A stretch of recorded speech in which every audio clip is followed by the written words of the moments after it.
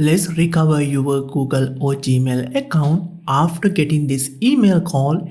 Your Google account has been deleted. So go to your Gmail application, or if you got this as email notification, open that email like this.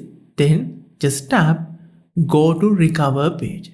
Then enter the email ID that you want to recover. Then you will get this message called account deleted and still is recoverable. So just tap to next button to go forward. Here either you can use your passkey or password. Enter your password, then you can verify yourself and tap the next button. After that you will get this success message.